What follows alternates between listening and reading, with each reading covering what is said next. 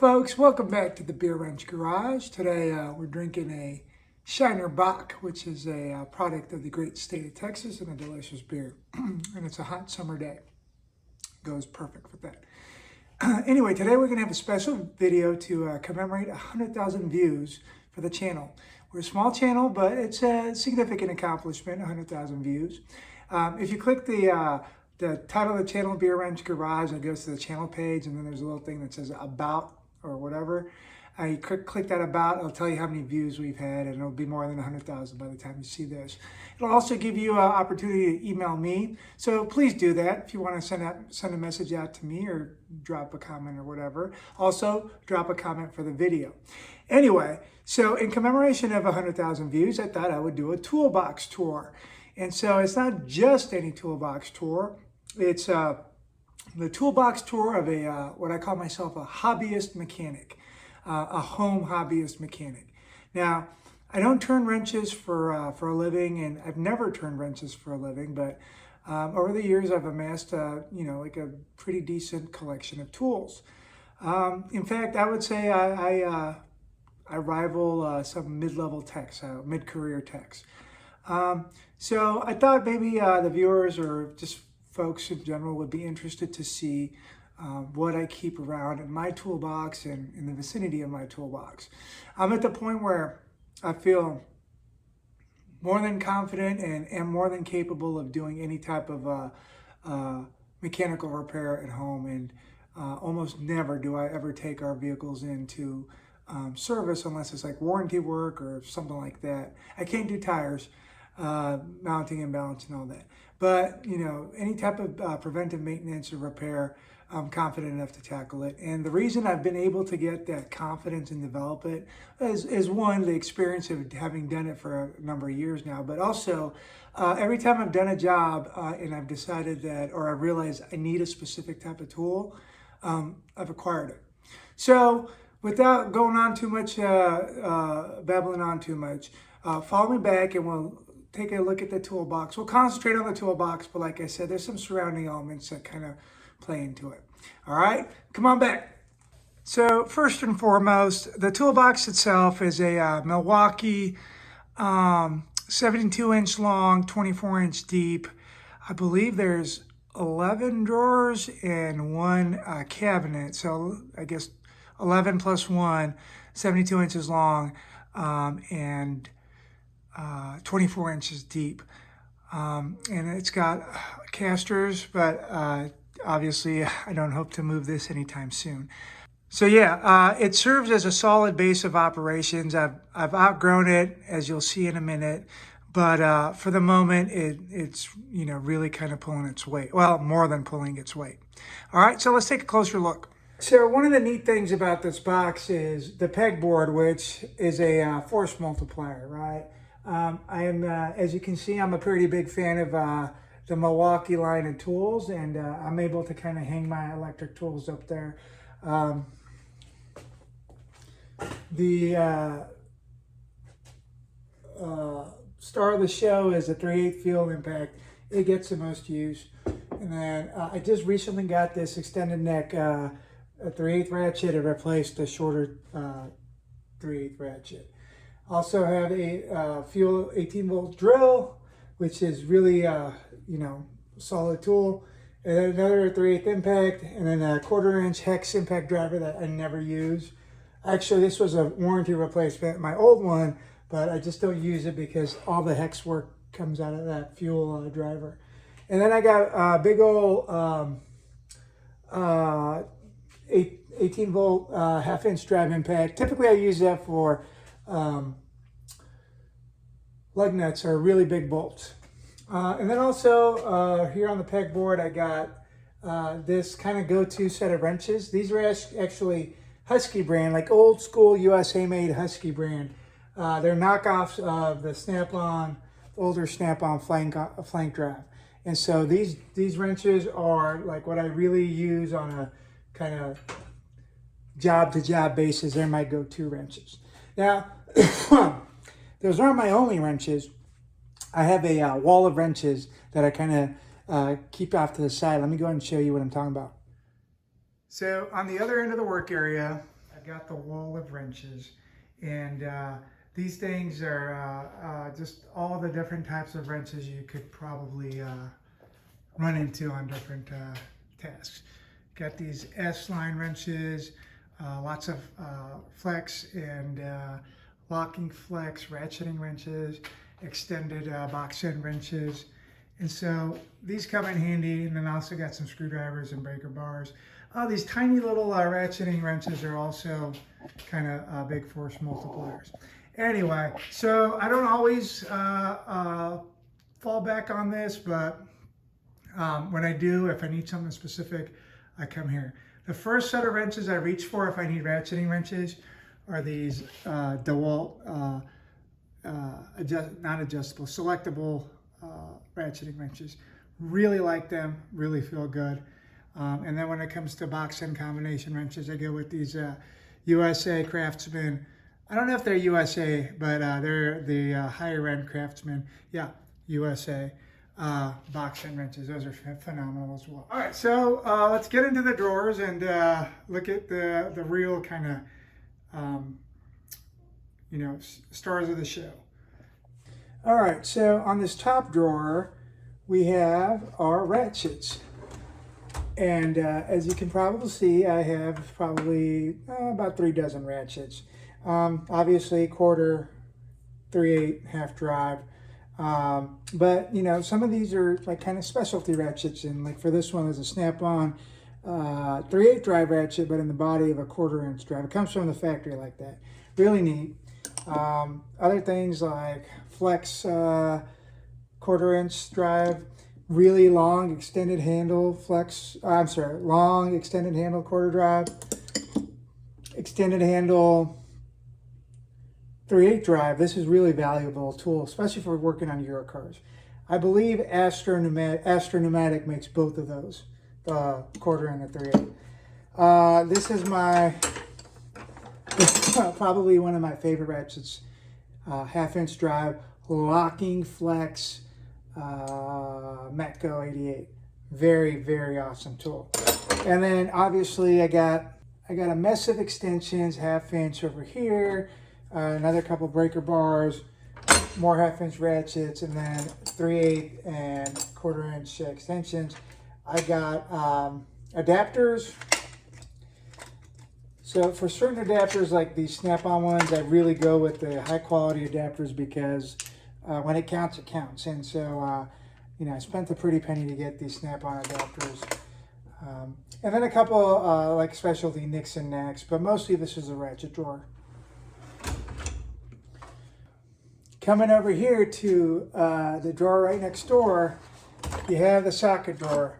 And so this is not anywhere near all the sockets that I own, but there's a couple interesting specialty sockets like these gear wrench stripped socket removers, and then a couple like extended ball hex and Torx, and just a regular 6 and 12 point sockets of metric and standard.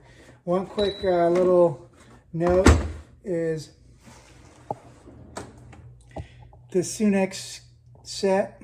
It's impact sockets from 10 to 36 millimeter, and it's a phenomenal little kit. Again, from 10 to 36 millimeter, 1/2 inch drive impact. You guys won't believe at all for what I got it for brand new many years back. It was like 80 bucks. So phenomenal. And every once in a while, these things kind of double as axle sockets or whatnot.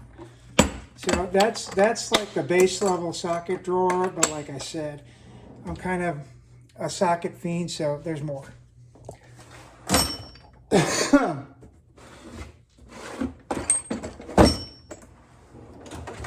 If you come over here to this cart right next to the toolbox, I got another set of various sockets. I think these are Sunex and a couple gear wrench, but full set of 1/2 inch drive, short and long from like 10 to 27, and then 3/8 from 6 to 19, short and long, and then 1/4 inch from like 10 to 15.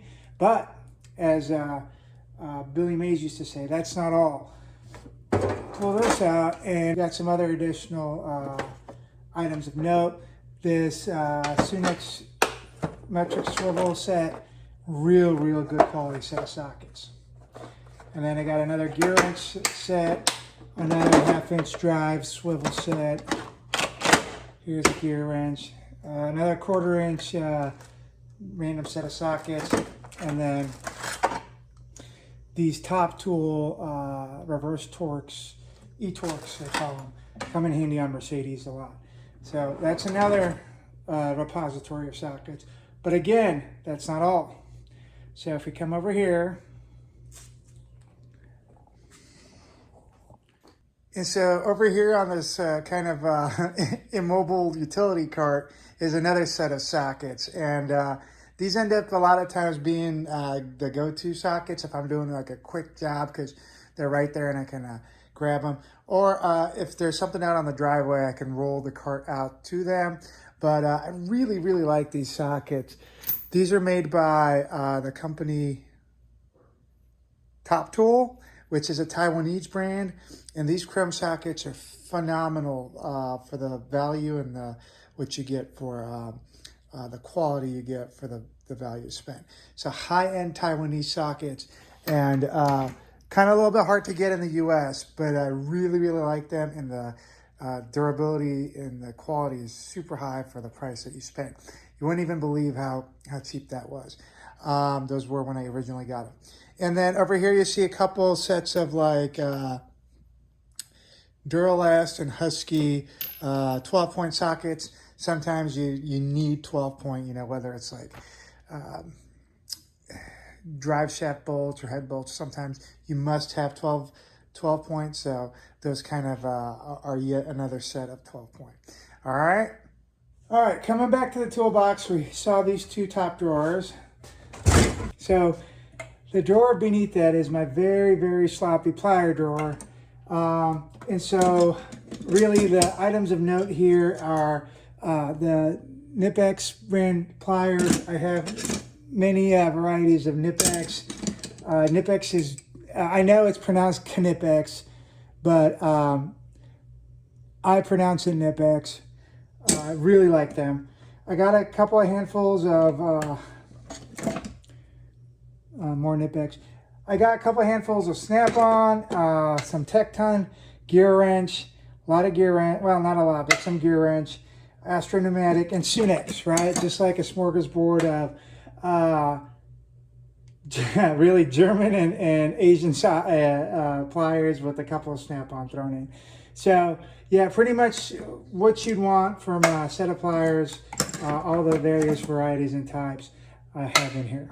All right, going down one drawer, we got basically torque wrenches. I keep a 3/8 drive ratchet just in case. And if you saw up here on the extension drawer, there's a couple 3/8 drive extensions. But these are just few and far between. This is a torque wrench drawer. These torque wrenches all in half drive, 3/8 and 1/4. These are all gear wrench and they're USA made. So these are phenomenal. These are back in the day when the gear wrench torque wrenches were USA made. And really like these. For the times where you need like a kind of a flex head, a little bit of a flex capability, I use this Precision Instruments torque wrench. It's not my go-to, but it's a neat wrench to have. And again, high quality USA made torque wrench. So when it comes to torquing stuff, I know my stuff is, my tools are legit. Especially when it's like important stuff like cylinder heads and important bolts like that.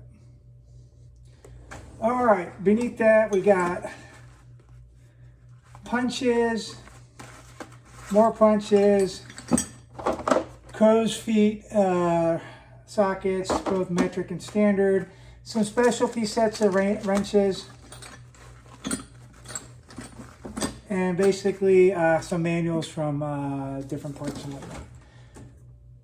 Basically, that's my punch and crowfoot wrench, crowfoot socket drawer. And then beneath that, we have sort of a smorgasbord. Did I say smorgasbord already? And so over here we have a mixture of various types of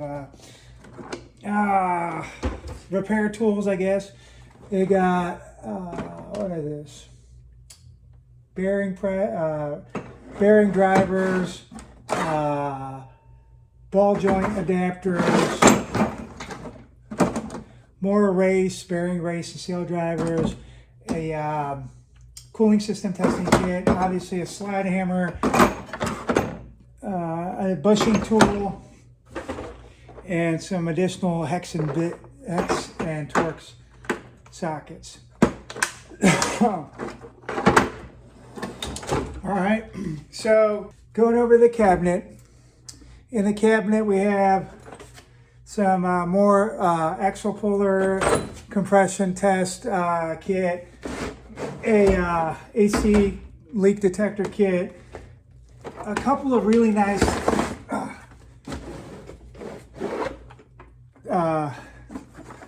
tap and die and thread repair kits. This is the Craftsman branded one, but this is made by the same, first of all, this is a made in USA one, but it's made by the same OEM that does the Snap-on ones.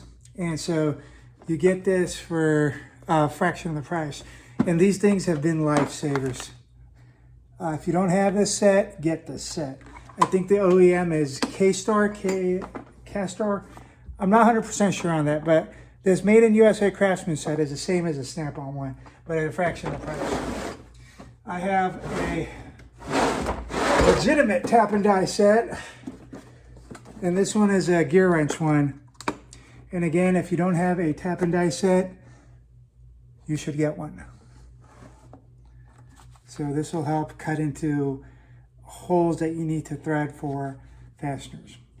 And this set I got many, many, many years ago, and it has proven its worth. All right, and that big red case you see in there, that's the case for the Sunex sockets that are on that red roll cart that we saw a minute ago. Yeah, this is the red roll cart I'm talking about. I was just talking about the case for the Sunex sockets. Anyway, coming over here to this pull-out drawer, we got a fuel pressure testing kit, another compression testing kit, AC and fuel line disconnect tools, digital voltmeter, a OBD2 reader, a power probe, a couple of pulley and harmonic balancer pullers, and just a various bunch of diagnostic and pullers. Going up one, we got some additional suspension tools, tap and die, not a tap and die set, but a helicoil. This is actually a, I think it's a heater core tester, and some additional pullers and whatnot here. Up another drawer. This is a really important drawer. It has a lot of these strip bolt extractors and a stud puller. So if you don't have a stud puller, you should have one in your set. This is a Austenmacher, and it's very, very reasonably priced and works phenomenal. And then I also have tried and true Arbor Freight calipers, which are used for taking measurements. Coming up, one drawer, we have picks and screwdrivers, extra picks and screwdrivers. Nothing of amazing note here. I really like these Made in USA Moody Tools picks. They're magnetic on the bottom and work really well. And then this last drawer here is kind of a catch-all. Lots of pins, lots of Gorilla Glue and thread locker, and just kind of weird stuff to dump in there for, you know, stuff that might come in handy. All right. So as you guys saw, you know, there's a variety of tools in the toolbox, but there's certain things that are obviously overflowing. And so I've been having to kind of come up with creative solutions on storing stuff. So you saw some of the suspension tools. We have a bunch of OTC additional suspension tools, a front end service kit, the ball joint kit, some additional measuring tools up here like dial gauges and dial indicator, various types of measuring tools here. Another OBD2 reader by Top Don. This is a very kind of in-depth one. Audi fuel injector tool. And coming over here, we have another diagnostic tool. This thing actually is the Autel TPMS tool. Probably paid a couple $100 for it, but it saves me a lot of money and time not having to go to the tire shop to, you know, mess around with TPMS kind of stuff. So, you know, it's one of those things that doesn't always come into play, but when you use it, it's really helpful. All right, I have another, I think it's a OTC brand oil pressure tester right there. And then there's, you know, various odds and ends. Have a welder. It's a kind of a beginner flux welder. I'm trying to kind of develop my welding capability. It's kind of one of the things that I'm clearly far behind like a professional technician.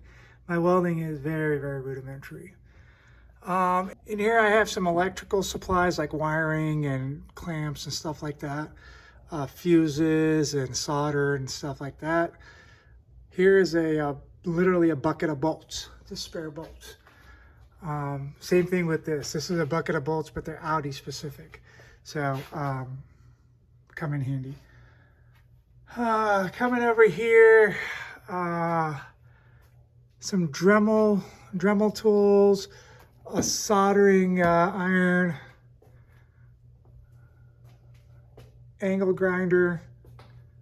Oh yeah, and then, oh wait, before we do that, right angle Milwaukee drill, and then another kind of Milwaukee Dremel, but these hammers, variety of hammers, they pound the crap out of stuff, get the job done when I need them to. So coming over here really is kind of this important section where I got these various types of like clamps and O-rings and heat shrink and all those kind of little things like washers that you need in the middle of a project. So yeah, that pretty much wraps up the kind of extended toolbox tour. If you saw anything that really kind of caught your eye, or if you have comments and questions on it, please go ahead and shoot a comment, leave a comment, shoot me an email, and let me know what you think. Don't forget to give me that thumbs up.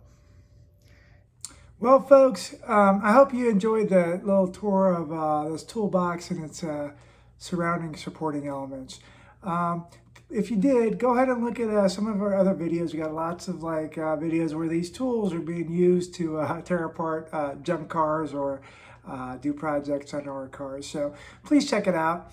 For this video, go ahead and give me a thumbs up. If you've already watched it to this point, give me that thumbs up. And in fact, go ahead and subscribe. So click that subscribe button. If you even click that little bell next to it, it'll alert you when new videos come up. Thank you so much for watching, and we'll see you on the next video.